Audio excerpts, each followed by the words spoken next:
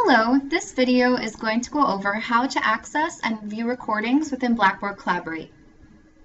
Once you're about to begin your lecture, you'll select the record option in the top right-hand corner. You'll say yes, you would like to record. Recording started.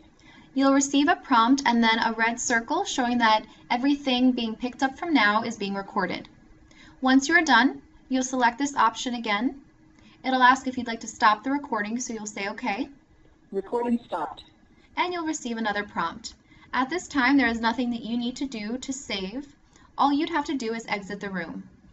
This is something to keep in mind, that a recording will not start processing until everyone has left the room. Sometimes instructors go in the next day and see that a recording is not available. And sometimes it is found that a student might have accidentally left the session up and is still in the room, which is preventing the recording from being processed. So all you'd have to do is just hover over their name in the participant panel and select Remove Participant. Then the session will begin processing. But let me show you on the next screen where you can find your recordings. In the Blackboard Collaborate area within your Canvas course shell, there is a Recordings tab. So we're going to click on that. And here you'll see the name of the room along with the date that it was recorded. Now by default, the recording will appear in Blackboard Collaborate format, meaning it will open up exactly how the original Blackboard room opened up, where it will need Java to run, but you'll get to see the audio-video panel, participant list, the chat box, and what was being said in the chat box, along with the content and the voiceover. You'll see a second icon here. This is actually the MP4.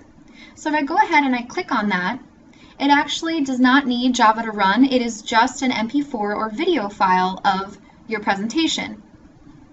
However, it's actually only the content along with your voiceover, so you do not see the participant panel and chat. If that's unimportant to you, then perhaps you would want to convert your recordings to MP4 format for the students. If you do convert it to MP4 format, they will be able to download it on their end. So that is something that you'd have to think about if you would like to do or not do. Just to show you how you get that, you would just select your new recording and then choose Start Conversion. When I click on this, it's actually going to say that this is an error. However, this is just a little glitch with the Canvas integration. If you go back into your course a few hours later, you should see that second icon there. If you do not, you can feel free to email us and we will look into it for you. So this is the default where the recordings go. Some instructors would like to bring the recording into the modules area and rename the recording so it represents that week's content. Also, just so you know, if you leave your recordings in this area, they do not move with you from course to course. So if you're not intending on creating new recordings next term, you might want to check out this second method of moving it to the modules area. And how you would do that is you just click on one of the recordings, you're going to click on the Play tab, and instead of opening it, you're actually going to X this out, and all you want to do is actually grab this URL.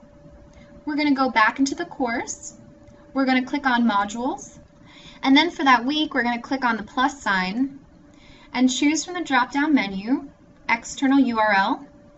We're going to paste that URL into that field, and then we're going to give it a name.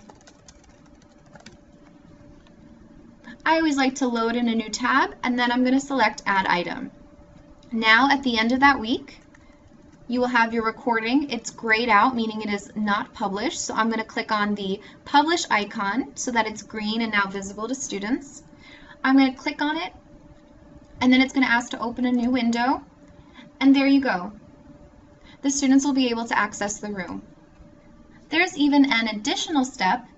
If you did not want to just bring the link into the modules area, if you actually wanted to embed the videos into a content page, there's another step that you can do. It will first require you to convert that MP4, and once you have that MP4, you're going to want to download it to your desktop. So when you get this screen, you're going to select the download or download icon. Once it's saved, you're going to go to your NJVid browser and you're going to select Upload Media. Here you're going to select Upload from Device. Just to show you, you're just going to give it a title. I have access to all the collections. These are just the categories at Stevens, such as the departments or perhaps programs. So if you're part of a program, perhaps mechanical engineering or project management, please let me know so I can give you access to that particular collection, just so your videos get categorized in such a way. But by default, I believe you should have access to the Web Campus collection, and then you just give it an abstract or summary, and then you just hit submit. This will then add those videos to your library. Now students can access this library as well, just like they can access the Blackboard Collaborate tab. But if you want to take it a step further and embed them into the modules, we're going to click on that. We're going to click on the plus sign, then choose from the drop-down content page.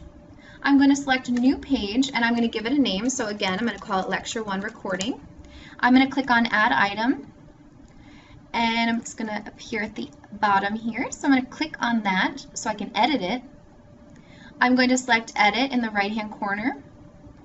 And from here, I'm going to select the NJVid icon. This is actually going to pull what you just added to your library into this area. So let me click on that.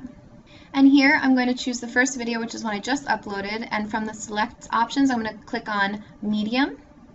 And it's going to push that video in there. I'm going to align it in the center. And I'm going to click on Save and Publish.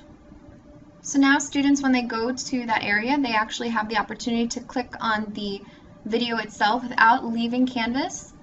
The video is embedded right within the Canvas screen. This concludes the video. Thank you for watching.